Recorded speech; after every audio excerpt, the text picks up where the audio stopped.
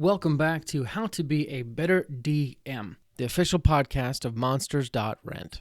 I'm Justin Lewis. And I'm Tanner Wayland. And we are here to help you tell better stories for yourself and your players as you dungeon master sessions of D&D, Dungeons & Dragons.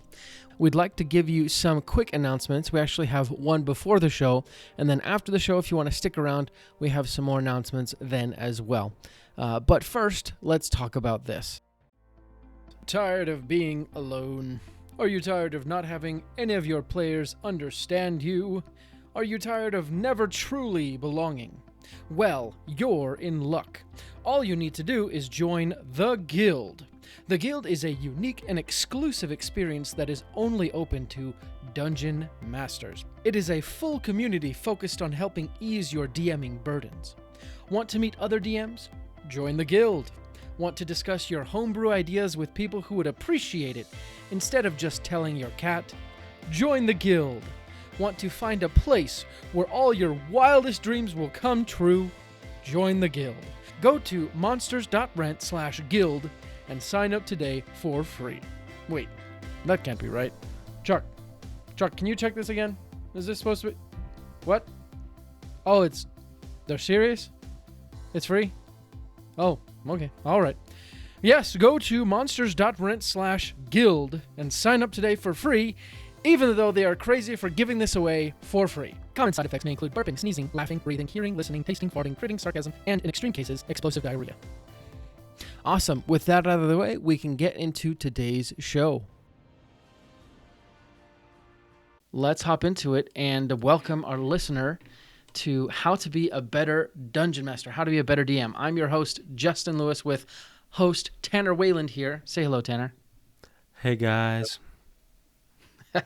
And like always, we are here to help you craft better stories for yourselves and your players as you play D&D. Today is kind of a special episode. It's a new type of episode that we're going to start doing, and the idea for this actually came from Tanner. And so major props to him because I think this is unique in the space. Before we get to that, let's talk about at least one announcement, and that is a big thank you to everyone who participated in the giveaway that happened last week. It was awesome seeing everyone kind of turn out, and really, we're just really grateful for your support. We can't thank you enough. Anything you want to add to that, Tanner? I mean, honestly, we just love what's happening and all the people that we get to interact with, so... Thank you. Exactly. And the next announcement is that we're going to postpone all the announcements until the end of the show, so stick around for those extra tidbits. But let's get to the main meat of today's show, which is Dissecting, the one-shot that I hosted back in September. So Tanner's idea, and actually, Tanner, you can explain it if you want. Yeah, I thought in terms of how to be a better DM in general, a big aspect of improving in whatever field you're in, and this isn't necessarily a field, but whatever you're doing, peer review and commentary can really be a benefit. I know that everybody, certainly for me, I feel like all 29 years of my life, anytime someone's like given me criticism, it's been one, really good for me, two, very hard to take. And that's why, first things first, we're going to be critiquing like past Justin's like DMing style, right? You would never want to do this to a DM's face because that's not the right place for it. It's not going to come down. It's not going to go down smooth. So all I'm saying is we thought that it'd be a great idea to kind of look at this recording and, comment on like what went well, what could have gone better, and, just our thoughts in general about the DMing approach. Yeah. Exactly. A couple things I'd add.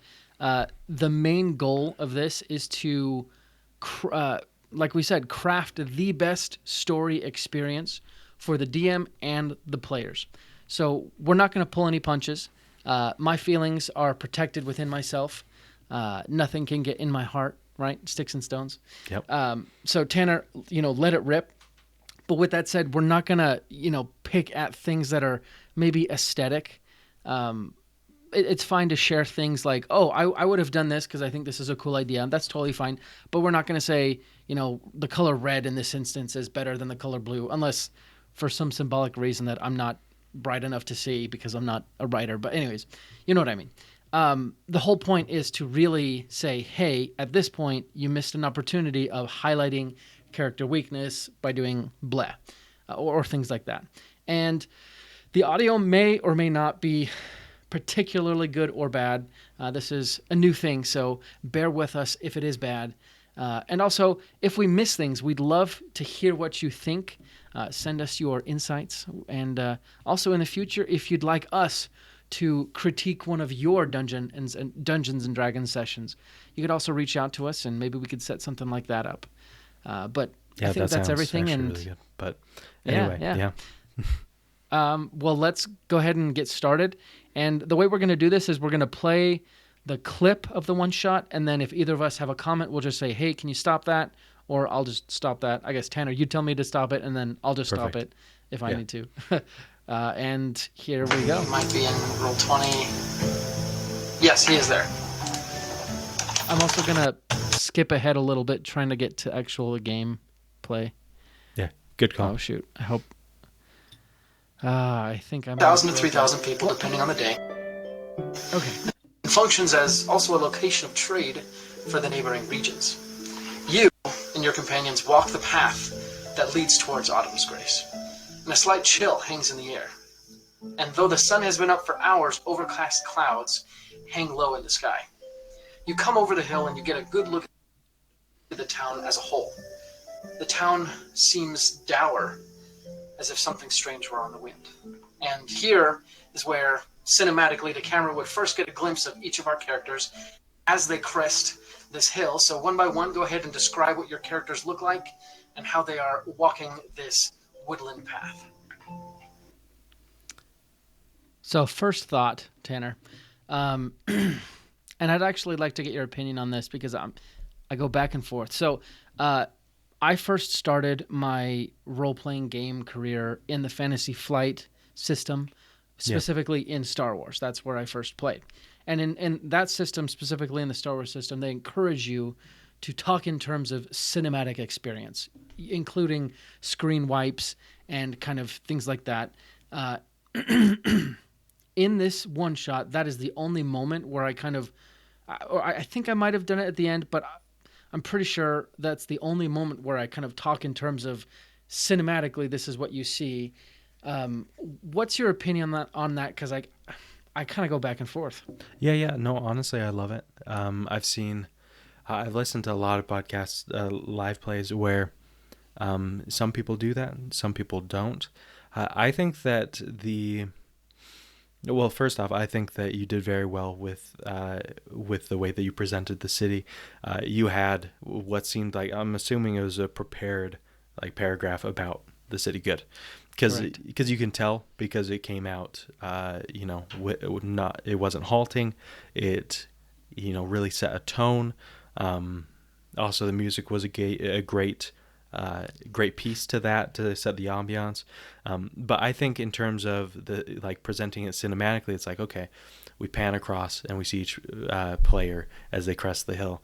I think that's great, because people now think in terms of movies pretty often. And if you're just trying to set a tone as a DM, cinematics totally works, right? The amount of times I've done I've mentioned a little montage, where I'm like, okay, so your player's doing this. Now, if there's a montage, what would it look like? And players recognize what I'm trying to get across. And in many ways, it helps them express themselves in a way that, frankly, being like, okay, I do this and then I do that, and then, it doesn't work as well, right? Yeah. I do like the montage aspect, especially, I think that might be something that people could use a little bit more, especially in travel. I kind of dislike travel, and it could be easy to be like, all right, in a travel montage, what are 2 or 3 things that each of your characters might do in this week-long sequence or something, Yeah, and I think that using essentially camera angles to describe, what you see, I think that it helps players understand when you're trying to be comedic, understand when you're trying to be more thriller or horror, like when those are the kind of things you're trying to evoke. It's like, oh, you find out what the player's doing, and then you say, hey, let's surprise them, but not surprise them by being like, okay, you're sneaking, and then this. Instead, you could be like, okay, you're sneaking. As you go, as you press your back to the corner, the camera pans to the right, and there's eyes. Like you can really play with that a lot. But anyway, I don't want to hold up too much, but great point. Sure. Yeah. I think the last thing I would add is if you are going to use this method, stay consistent with it throughout your session or your DMing experience. Don't waffle back and forth, or don't use one instance like me and then just go to normal play or whatever. I think it makes for a little bit more continuity. Yeah. So continuing.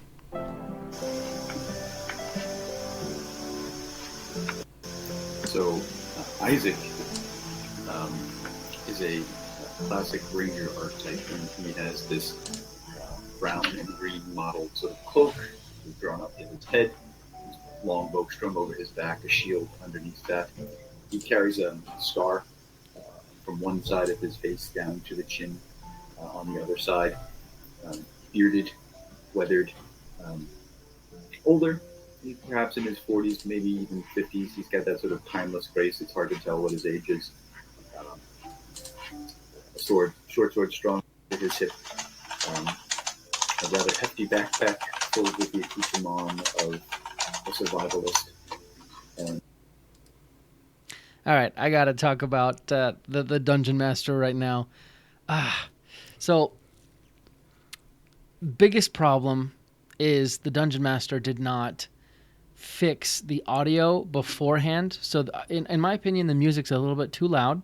Yep. And that's, that could be result of the software I was using. However, that's still my responsibility. And at this moment, one of my players is describing his character, which is probably, if you're a one-shot like I am with players who have never been together, it's like the moment where each player gets to be like, I reveal how cool I am. And here I am, not even freaking paying attention, typing, and you can actually hear the typing, so it's obvious that I'm not paying attention. Failure on this. So definitely. I'm glad you brought it up, because I think, especially in the world of streaming, which a lot of us are playing games that way, we don't realize that, we have to think about etiquette, online etiquette. And frankly, as a DM, I totally get why you're typing, because I'm like, oh, he's probably typing up the character description and things like that, right? I don't know if you were, but I'm assuming. And it kind of makes me think, I'm like, you know what, as a DM, really, even if we're at a computer, we should be having like pen and paper, Yeah. It just at least for taking ongoing notes, and then you can update a Google Doc or something later, right? Yeah. But at least for the session, go just the most quiet option that you can, so that you can still take notes, but you're not going to, disrupt the player. As far as the audio stuff, I think that's just kind of a modern problem, like of having to figure out the balance there. So I don't really knock you for that, since it's more experiential that way. Sure. I only knock me because I could have muted myself, which is an obvious fix. And I could have worked on the audio prior to the one shot. Other than that, though. Continuing. And, he walks kind of with a light jaunt in his step today.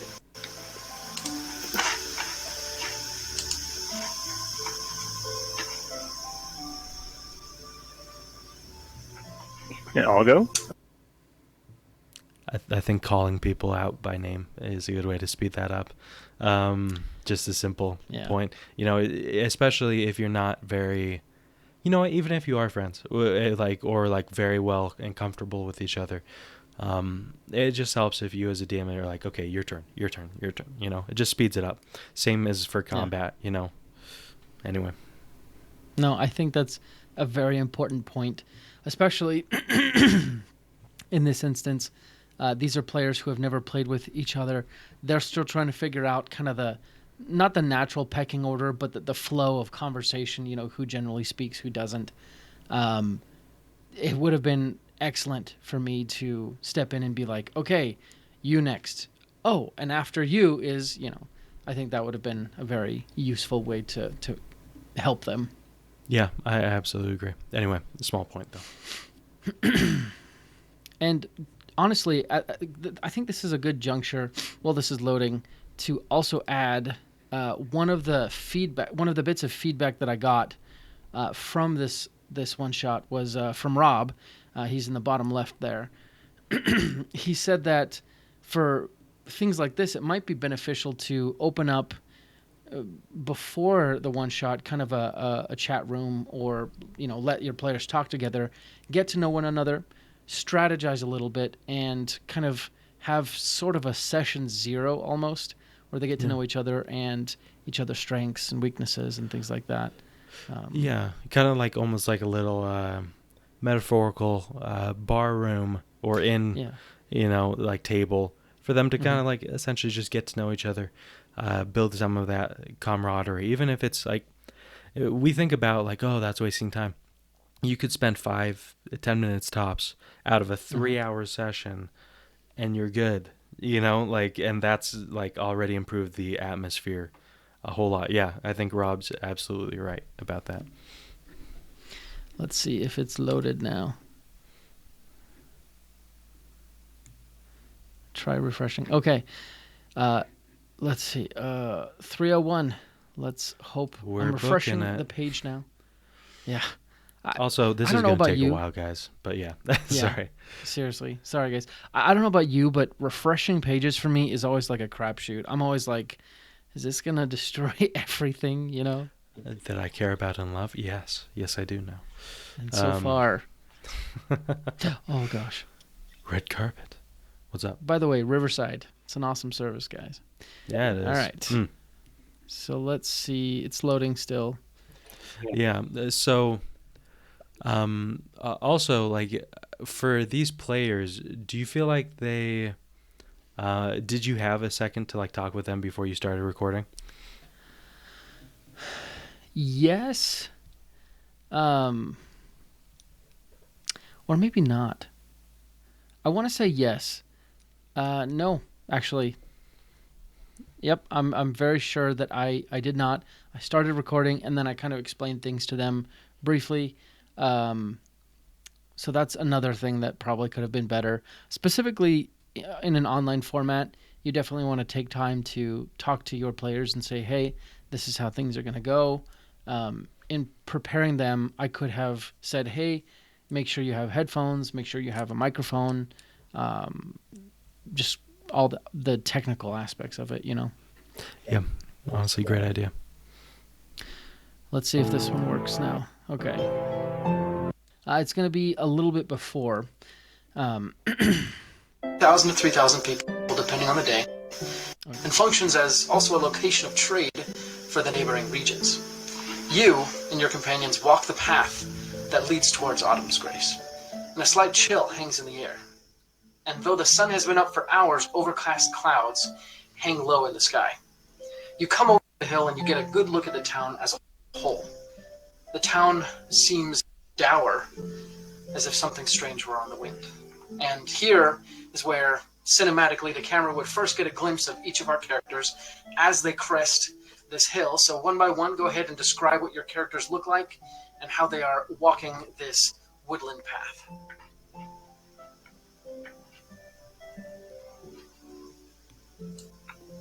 So Isaac is a classic ranger archetype, and he has this brown and green mottled sort of cloak drawn up to his head, long bow strung over his back, a shield underneath that. He carries a scar from one side of his face down to chin, on the other side, bearded, weathered, older, perhaps in his 40s, maybe even 50s. He's got that sort of timeless grace. It's hard to tell what his age is. A short sword strung to his hip, a rather hefty backpack fully get the accoutrement of a survivalist. That kills me. And, I have to say, it kills kind me. of, the light jaunt at his step today.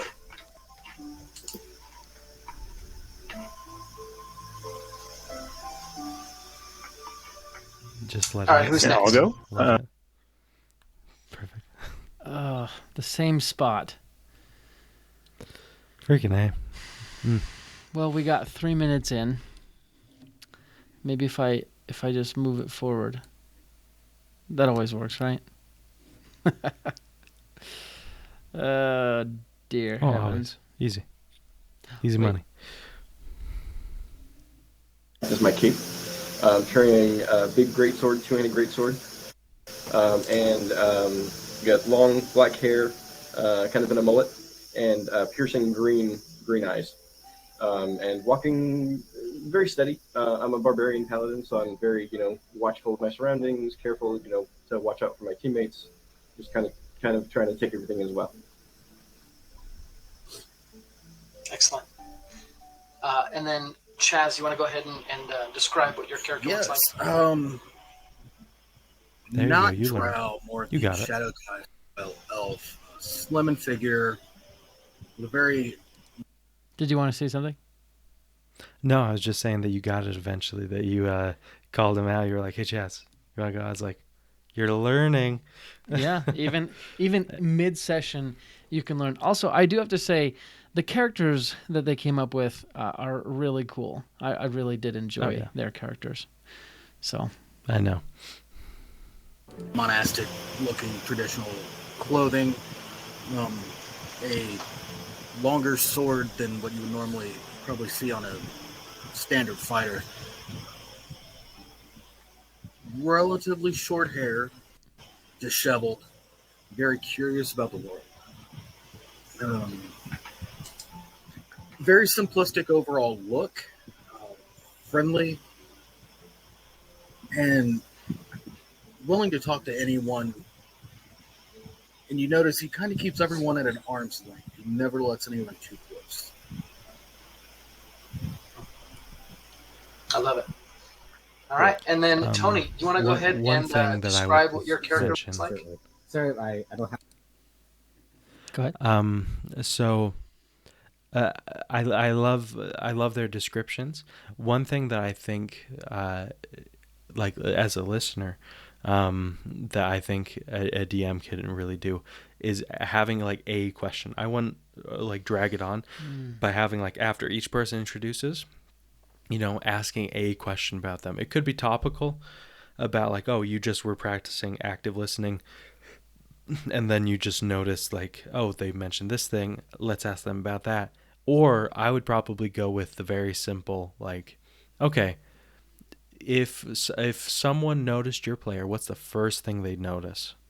And that kind of helps the other players, I think, as well. Like when they're interacting, kind of like it's something to hold on to in terms of an image, Yeah, especially as I was listening to myself, and I do this a lot. Someone says something, and then I'm like, excellent, next topic, and I don't really have a transition. Using your technique in this instance, I've set the scene. There's a hill they're cresting over. The weather's dour. They're getting a glimpse of the city. It's easy. It would be easy to be like, and what is Isaac, or how does Isaac react to this foul weather? And then that's like a micro role play, where you show Isaac doing something, and then how does Chaz's character, I forgot his name, how does Chaz's character, what's his expression when he sees the town or something like that? And you kind of give like a micro role play session for each of these, and I think that's a really good way to like envelop them a little bit more. Mm-hmm. On my camera, I can't find it. Totally fine. I am a Lightfoot halfling.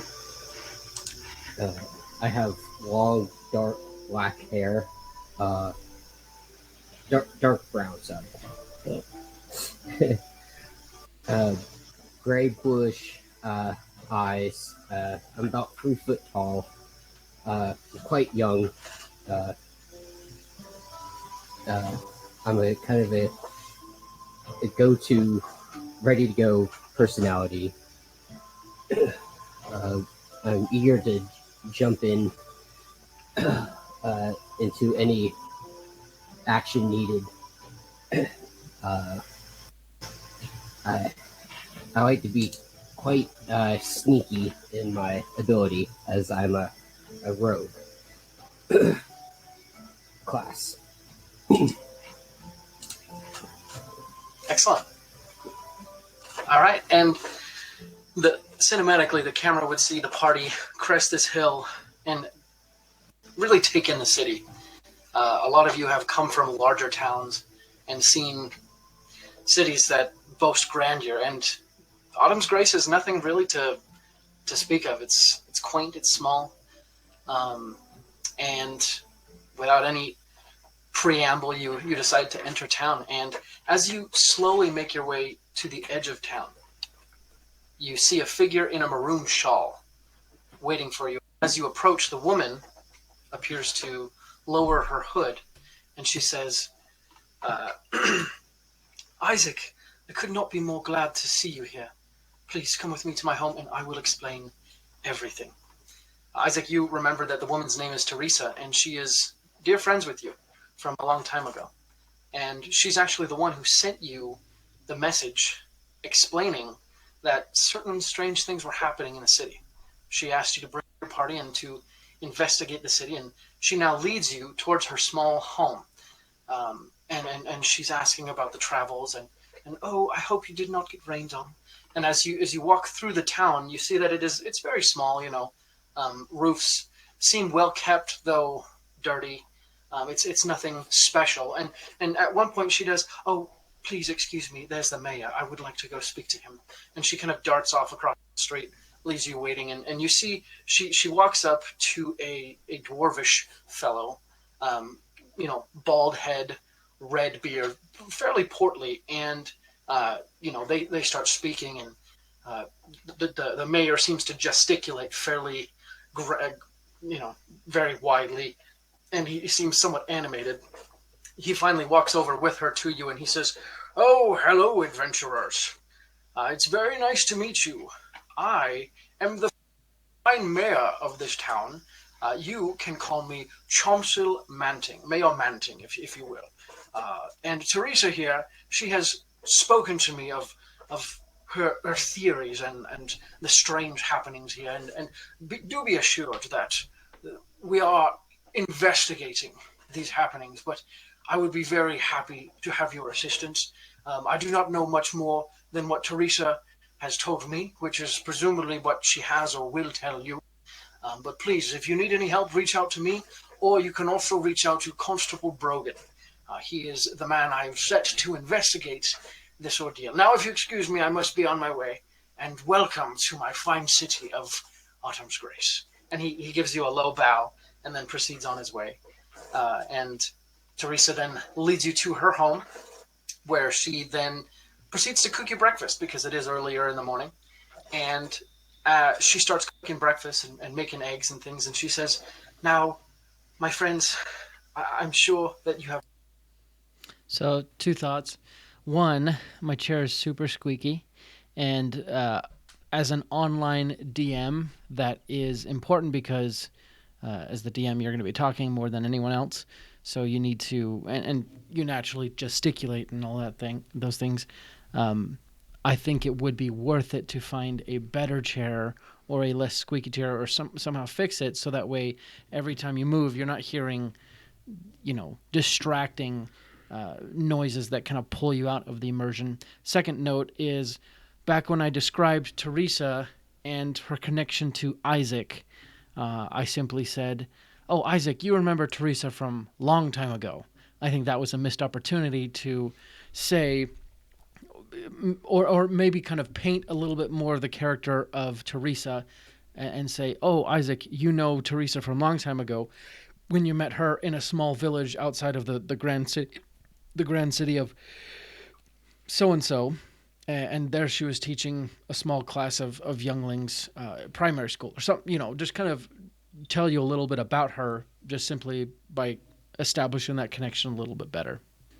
Yeah, I hear that. In terms of the chair, I didn't notice it personally. Maybe it's because I was just listening, which is a great thing. When you already know what you're going to say, you're noticing the chair more. For the rest of us who don't, including the players, we're not focusing as much on that. But of course, always something to think about. I agree. I think here's the thing with one shots, there's kind of a requisite amount of exposition. Right. Same as in bigger ones, but with one shots, it's like, hey, if you want them to get to the action, then you can't really do the natural, not exposition heavy, thing. You kind of need a maid and butler scene, is what they kind of call it, where they're just like, oh, this is what's happening, and yada yada. However, I feel like with this, I thought that you were doing really well leading into it. I saw some missed opportunities. One, I think I would have waited on the mayor, or I would have... Honestly, I probably would have waited on the mayor for either one of two opportunities. I would have started out with being like, hey, Isaac, so happy to see you. Also, good job on the voices. Thank you. But I would have kind of been like, oh, Isaac, or do your suggestion of kind of, another option. If you don't want to tell the player how their character knows Teresa, another option is like, okay, your character has known Teresa since you were a child, and I'm going to, and then let them know, it's like, I'm going to give you a little bit of leeway here. How did you know her? And maybe it'd be even fun. I had the idea. I was like, it'd be fun to be like, okay, was your character ever romantically involved, or or anything like that? Like, how would you describe your relation? Like, give them some creative license, because it's not like they're gonna go crazy, right? At least you hope not. But just be like, hey, you're friends with her. How are you friends with her? I want to get your kind of opinion. Then I think that gives them a chance to create. But I kind of digress. I think the mayor could have been held off until like breakfast, and like have breakfast happen and have like a good actual interaction where the players start interacting, start asking questions, and then maybe as they're leaving, they run to the mayor. So they've like had a chance to kind of ask her and do that. I would honestly even maybe space it out a little bit more, like, because I know how this adventure goes.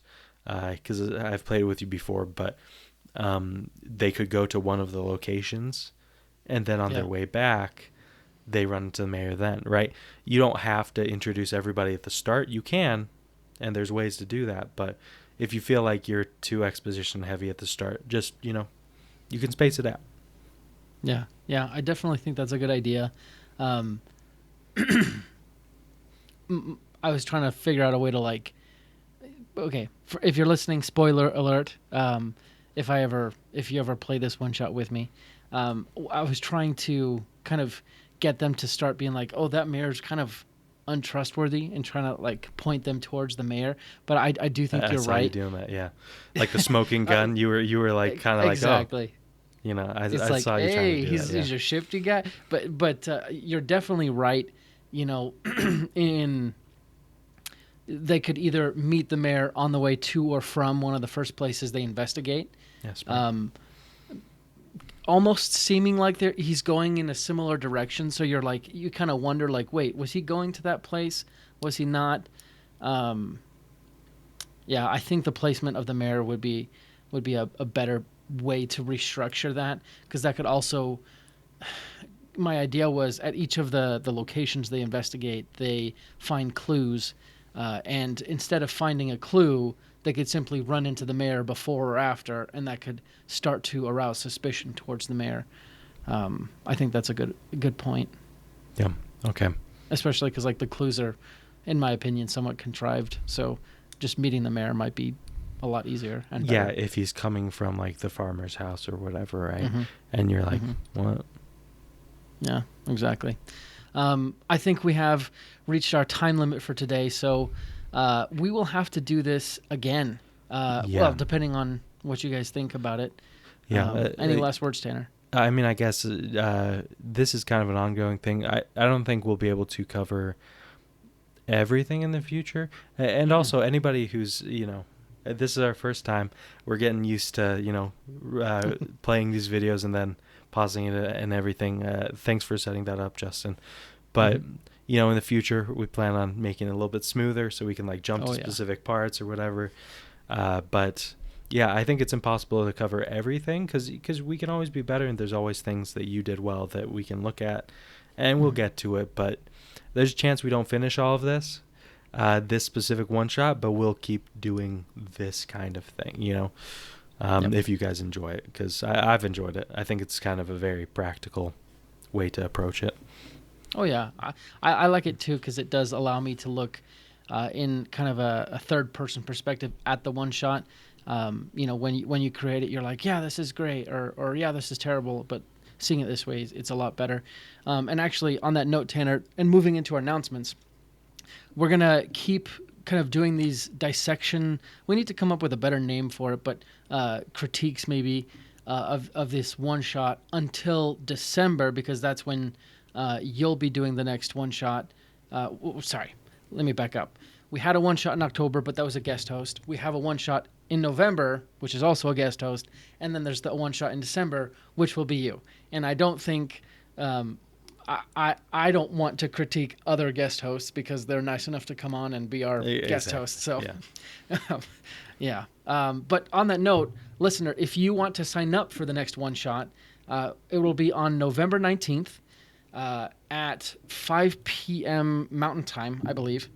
And we have a couple spots left, and it's free. So go to betterdungeonmaster.com/one-shot. The host is Rob from Dungeons, Dragons, and Psychology. We've had him on the podcast before. He's an excellent dungeon master, been doing this for years.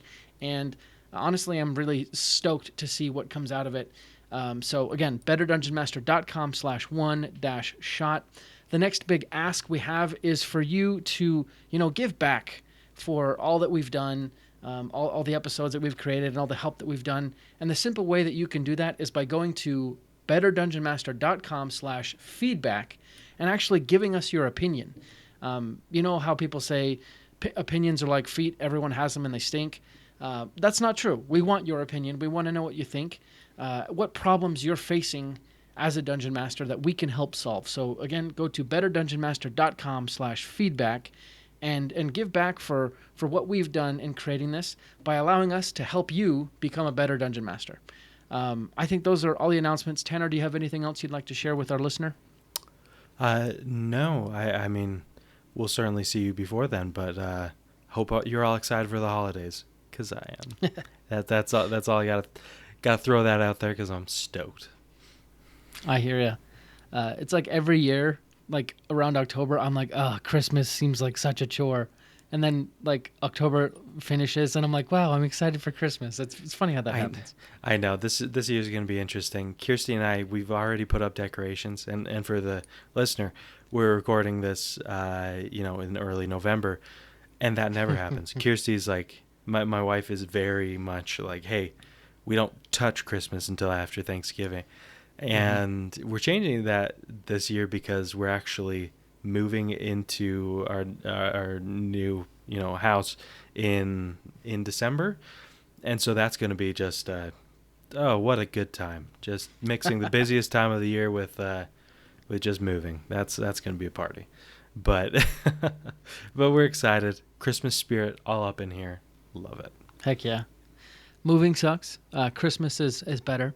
So you got that to look forward to. So, yeah, thank you, listener, for being here, and thank you for supporting the show.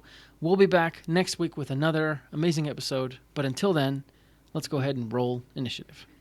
Thank you for listening to today's show. We really appreciate your support and your patronage. We have a few more announcements to go over. First, did you ever fall in love with the library as a kid?